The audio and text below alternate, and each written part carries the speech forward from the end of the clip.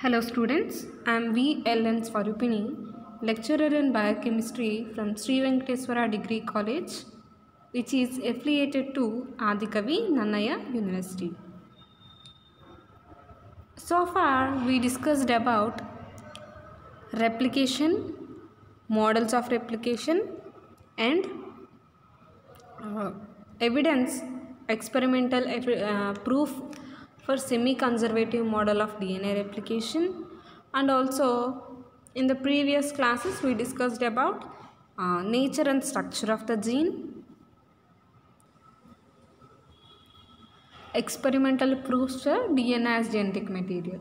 So now let's discuss about enzymes which are responsible for the replication.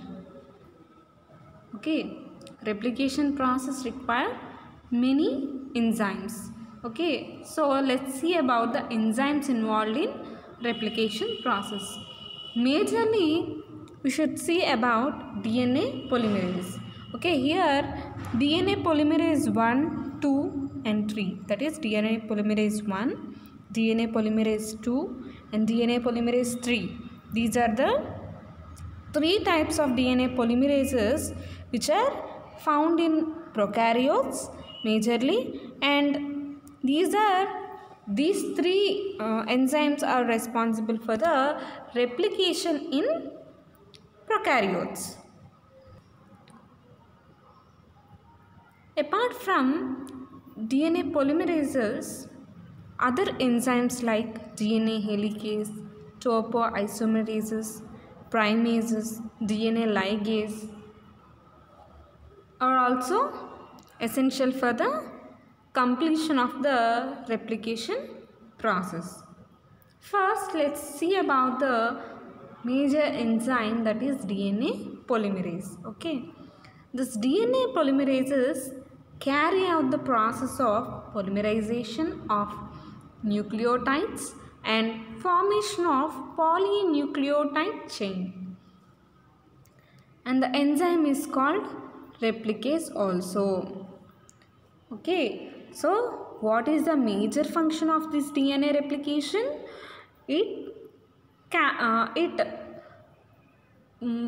is helpful for the carrying of this process of replication, and during the process of replication it will help the replication process for polymerization of nucleotides. That means for attachment of each free dinucleotide and formation of a polynucleotide chain. That means by addition of each free deoxyribonucleotides there will be finally there will be formation of a polynucleotide chain. Okay, and major function of this DNA polymerase is to polymerization of nucleotides for the formation of polynucleotide chain, and this enzyme is also called as replicase. When it replicates, the DNA molecule are inherited by daughter cells. That means when this DNA gets replicated, DNA molecules are inherited by daughter cells. That means the genetic information or the genetic material from the parent DNA molecule is transferred to the daughter cells. What we call it as inheritance. Okay, and in the year 1959, for the first time, Arthur Kornberg discovered an enzyme in E. coli. Okay, that is Escherichia coli. This is a bacteria in which the scientist Arthur Kornberg in the year 1959 he discovered this DNA polymerase for the first time, and which polymerized the deoxyribonucleotide triphosphate on a DNA template and produced complementary strand of DNA. So the DNA polymerase which was identified by Kornberg what it did is it polymerized the deoxyribonucleotide triphosphate on a DNA template to produce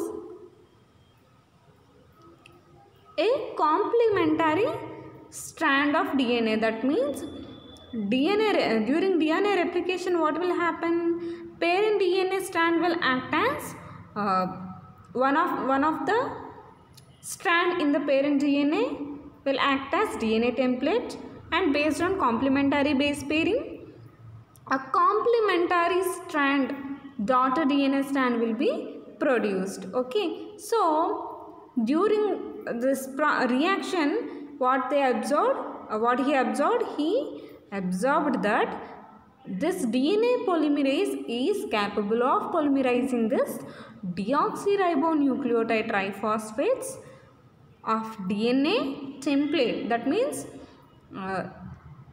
parent DNA molecule in which DNA template is present. This DNA template or single strand of parent DNA molecule which act as DNA template is being polymerized to complementary daughter DNA strand by this DNA polymerase enzyme, and this enzyme was called DNA polymerase. That means he named that enzyme as DNA polymerase, and that means here it is polymerizing DNA molecule. That's why he named it as DNA polymerase. Here you can also identify the word AAC at the end of the name, and which means this is an enzyme. Later on it was named as Coenberg polymerase or Coenberg enzyme. That means he also as usually based on the name of the scientist, this is also called as Coenberg polymerase or Coenberg enzyme. Okay. Excuse me. After the name of discovering in vitro polymerization of DNA for the catalysis of polymerization, it requires 4-deoxyribonucleotide triphosphates. That means for the polymerization of DNA, that means DNA polymerase to act on this DNA for polymerization process, it requires 4-deoxyribonucleotide triphosphates. Okay, based on this deoxyribonucleotide triphosphates only, there will be formation of a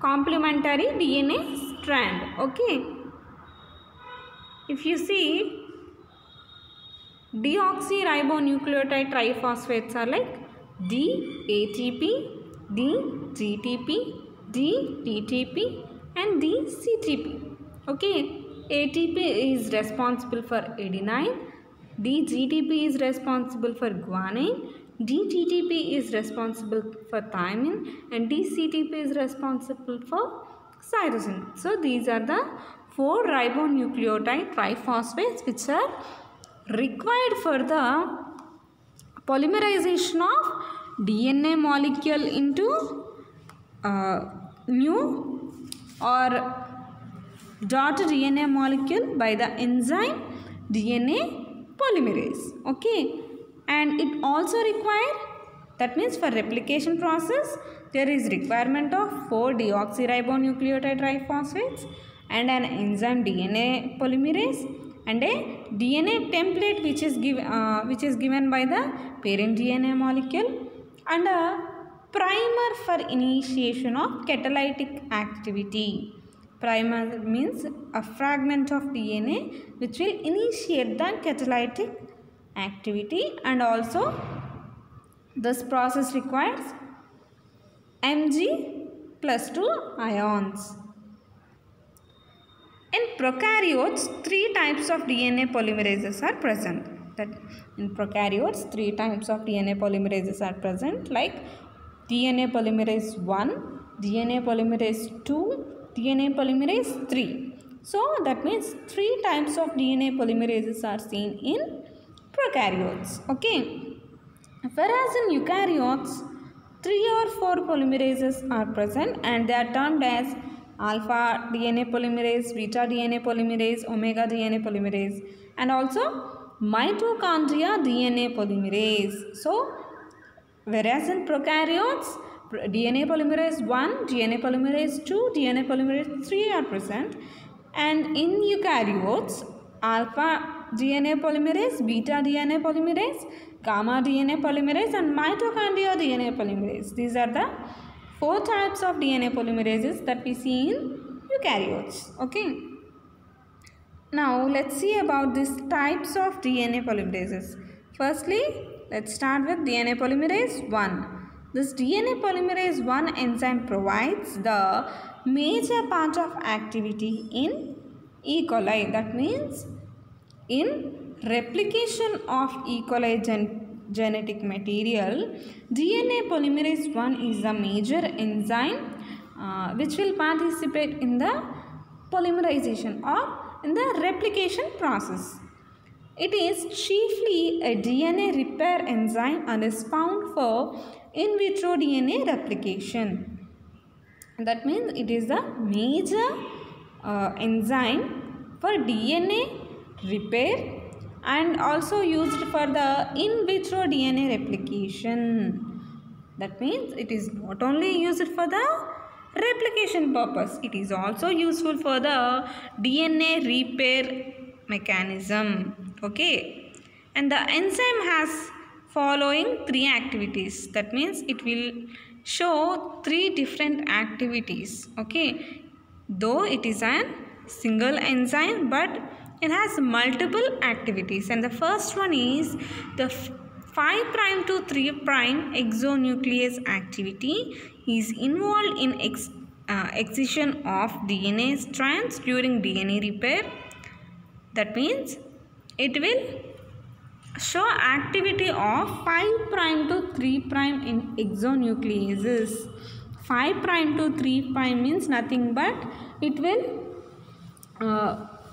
work in the direction of 5' to 3'. That means any DNA strand, any DNA single strand DNA molecule will have 5' end and a 3' end. That means one end is called as 5' end and the other end is called as 3' end.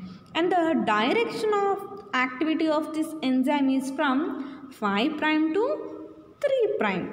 That means it shows 5' to 3' exonuclease activity involved in the excision of DNA strands during DNA repair.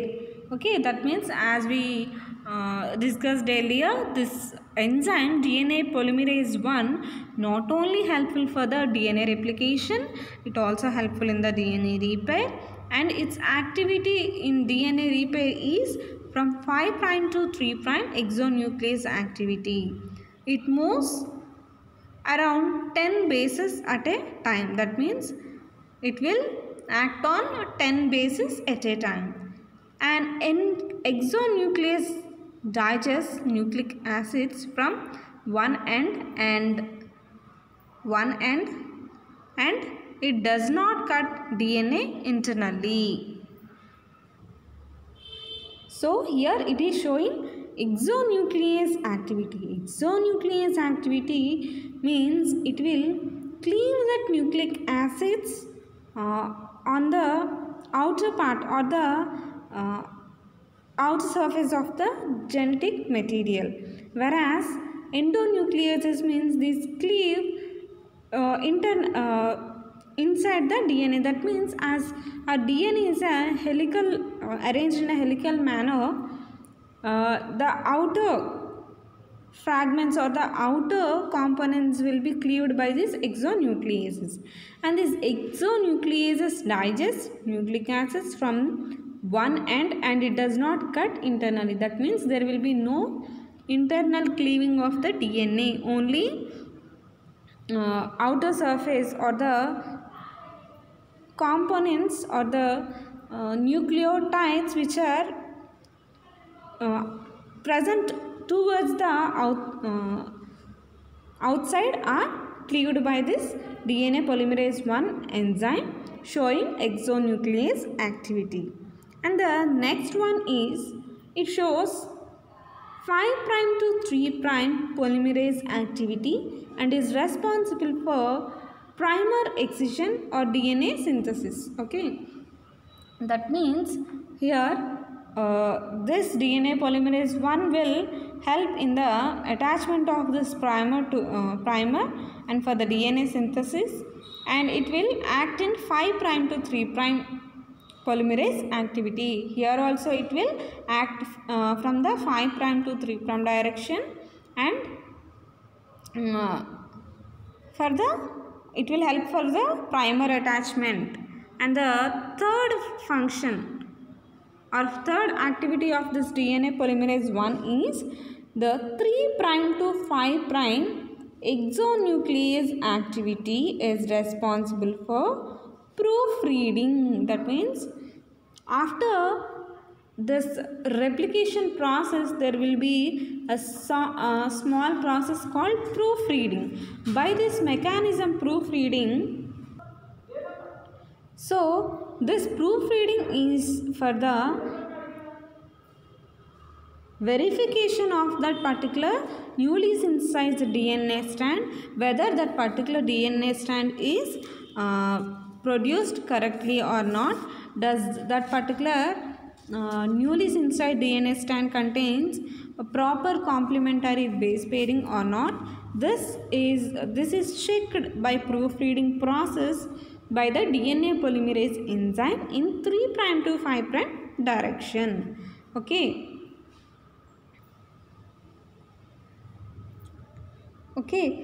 In this case only one nucleotide is removed at a time. That means this DNA polymerase, it can remove only one nucleotide at a time. That means during proofreading process, if it required to remove any nucleotide, it can only remove one nucleotide at one time. The polymerase action does commit errors in DNA synthesis. That means sometimes polymerization action will also have few errors. For that process only proofreading is done at the end of the process. DNA polymerase is to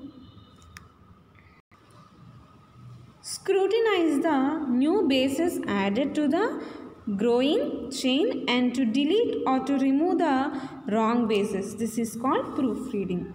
Okay, as I told earlier, proofreading is nothing but correction process. Okay, while polymerization process, there will be few errors and wrongly added nucleotide bases will be removed and proper bases will be added by this DNA polymerase 1 by the 3' to 5' exonuclease proofreading activity.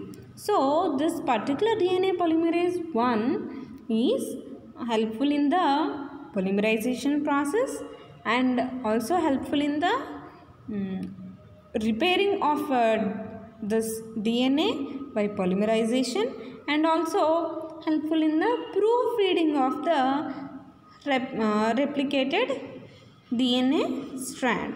Okay, and the next one is DNA polymerase 2. DNA polymerase 2.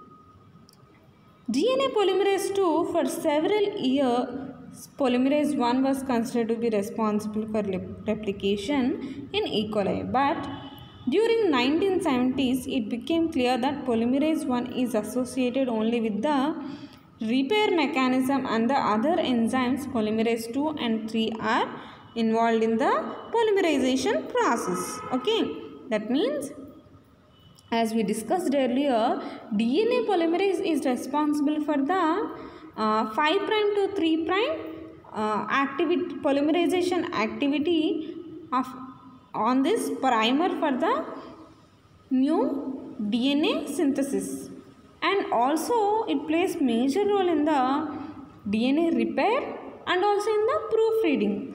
Okay, and in earlier, for many years, scientists what they thought is this polymerase 1 is responsible for replication in E. coli. But after 1970s or during the 1970s, this polymerase 2 and 3 activity was identified, and they came to a conclusion that polymerase 1 is majorly responsible for the repair mechanism, whereas enzymes DNA polymerase 2 and DNA polymerase 3 are majorly involved in the DNA polymerization process. Okay. And DNA polymerase 2 is a single polypeptide chain with molecular weight 90,000 that shows polymerization in the direction of 5' to 3' direction of a complementary chain. So this DNA polymerase 2 also shows 5' to 3' activity on the complementary for the complementary base pairing of the template DNA, and it's a single polypeptide chain. The DNA polymerase 2 enzyme is a single polypeptide chain, and its weight is its molecular weight is 90,000 Daltons. Okay, it also shows exonuclease activity in 3' to 5' direction. That means this particular DNA polymerase 2 enzyme will also show 3' to 5' direction exonuclease activity, but not in 5' to 3' direction. That means polymerization is done in 5' to 3' direction, whereas exonuclease activity is shown in 3' to 5' direction. Okay. The polymerization activity of DNA polymerase 2 is much less than DNA polymerase 1 in E. coli cells and is about 50 nucleotides per minute, as synthesized in E. coli cells contains about 40 DNA polymerase 2 molecules. That means if we compare this DNA polymerase 2 and DNA polymerase 1, activity of DNA polymerase 2 is very less when compared to DNA polymerase 1 in E. coli. Okay, particularly in E. coli cells, this role of or activity of DNA polymerase 1 is high when compared to this DNA polymerase 2. Okay, if we take a E. coli cell or replication of E. coli DNA, about 50 nucleotides per minute will be polymerized and synthesized in E. coli cells, and in that particular E. coli 40 DNA polymerase 2 molecules are present. That means for production of 50 nucleotide chain per minute, requirement of DNA polymerase 2 is very high. That means 40 DNA polymerase 2 molecules are required, and that's why this shows very less activity when compared to DNA polymerase 1. And the 5' to 3' exonuclease activity of polymerase that is DNA polymerase 2 shows that it also plays role in repairs, synthesis or DNA damage. And also 3' to 5' exonuclease activity of polymerase 2 shows it also plays a role in repairing, synthesis or DNA damage. That means like DNA polymerase 1, this DNA polymerase 2 also shows activity of DNA repair, DNA synthesis. Okay, but activity of this DNA polymerase is more for polymerization. Okay, DNA damage also can be occurred with this DNA polymerase 2 by UV light, just like DNA polymerase 1. That means DNA damage by UV light can be repaired by this DNA polymerase 1 and DNA polymerase 2. In the absence of DNA polymerase 1, it can elongate Ocazoid fragments. Therefore, DNA polymerase 2 is an alternative for DNA polymerase 1.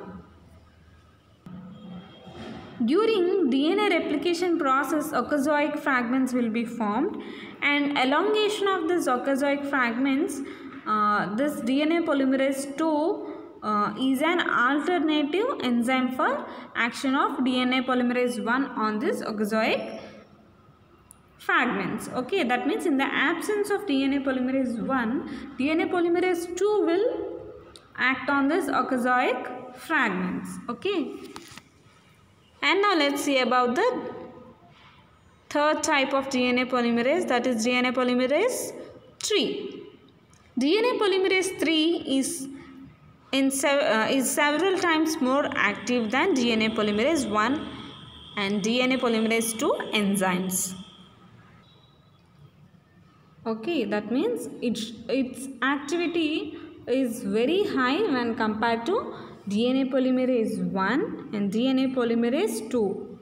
It is a dimer of two polypeptide chains. That means it is a dimer and it will contain two polypeptide chains.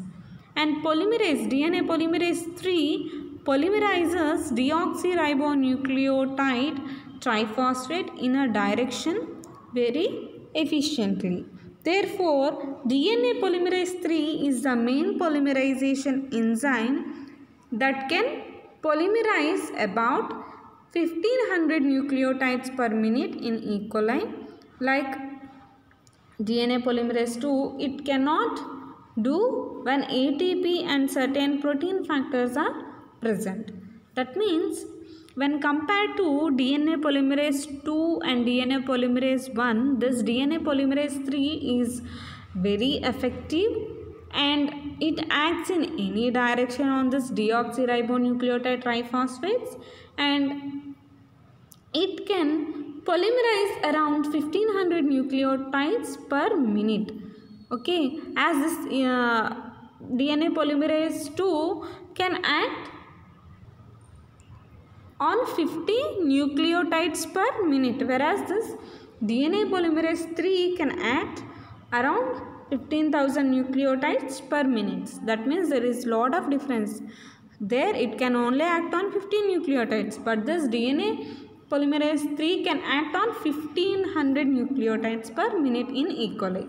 Okay, and DNA polymerase 2 cannot show its activity when ATP or any other protein factors are present, but this DNA polymerase 3 is not like that.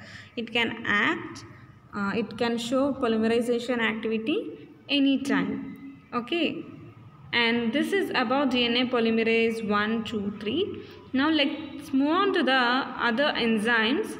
The next one is DNA helicase. So basically this DNA helicase enzyme is helpful in the unwinding of DNA. That means after synthesis of DNA single strand, what will happen? Annealing of the double stranded DNA will occur, and after that particular double stranded DNA should be unwinded into helical structure. Okay, that means for the winding of this, for unwinding of the DNA, this DNA helicase is used. Unwinding means removal of this helical structure is called unwinding. This DNA helicase is useful for the unwinding process, and DNA helicase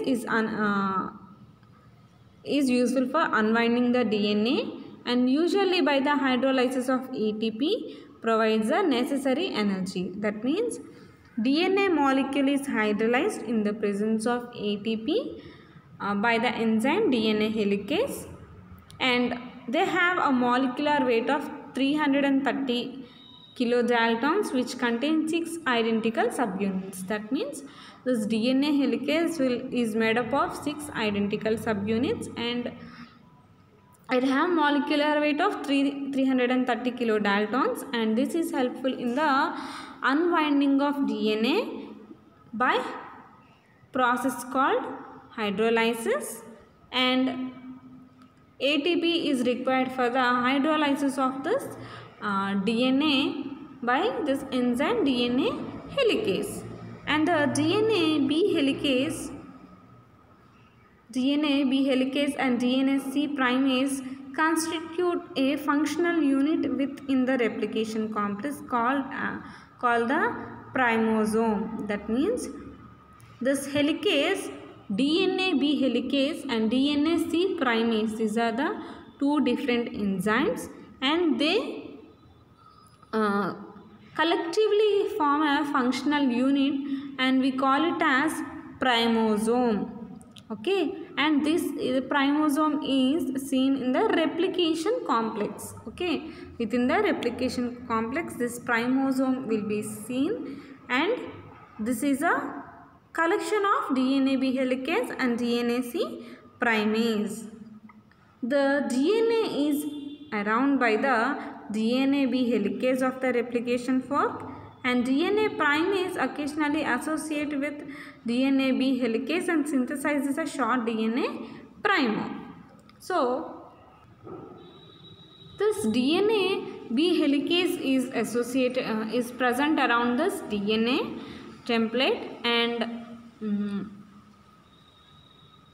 which will be produced as replication fork, and DNA primase will occasionally associated with this DNA B helicase, and due to this association a short RNA primer will be synthesized. Okay, by this primer ultimately unwinding will be produced. So this is the major function of DNA helicase, that is unwinding of DNA. And the next one is topoisomerases. These topoisomerases are enzymes that participate in the overwinding or unwinding of DNA. That means overwinding or unwinding. That means totally this is helpful in the winding of DNA. The winding problem of DNA arises due to the intertwined nature of its double helical structure. During DNA replication, DNA becomes overwind ahead of the replication fork. If left unabated, this torsion would eventually stop the ability of DNA polymerase involved in this process to continue down the DNA strand. That means during the replication process, what will happen? This topoisomerase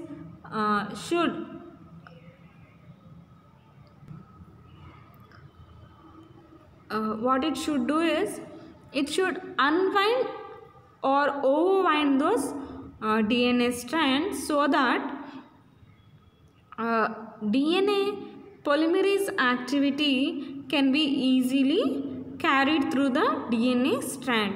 If not, this winding will stop the process of DNA polymerase. In order to prevent and correct these type of topological problems caused by the double helix, topoisomerases bind to DNA and cut the phosphate backbone, either one or both the DNA strands. Okay, that means to avoid this type of problems during the polymerization, this topoisomerases will bind to DNA and it will cut the phosphate backbone present on this DNA strands, and this intermediate break allows the DNA to be unwind, and at the end of this process the DNA backbone is released again. That means to avoid this problem, it will break this phosphate backbone and it will form intermediate breaks, and this will allow the DNA to unwind and at the end of the process again DNA backbone is released. Okay, since the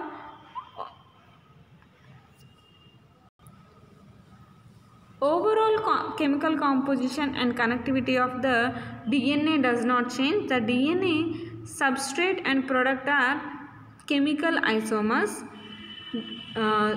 differing only in their global topology. Okay, that means based on this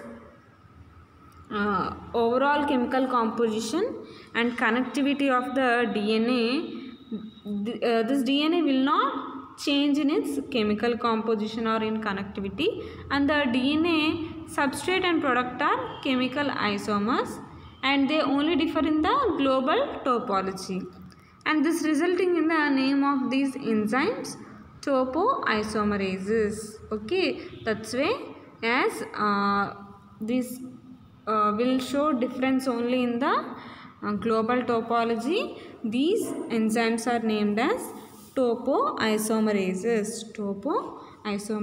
And the enzyme topoisomerases are two types, topoisomerase 1, topoisomerase 2.